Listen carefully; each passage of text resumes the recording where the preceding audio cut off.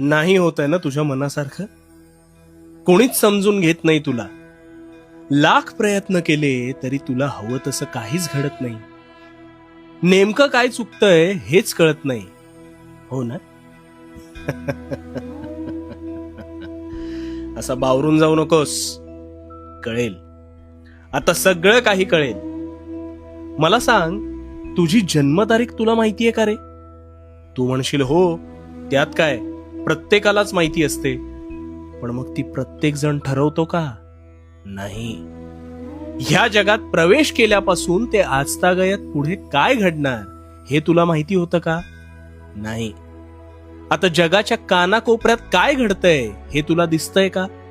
नाही.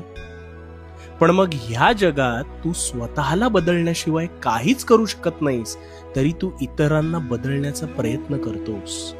कशासाठी?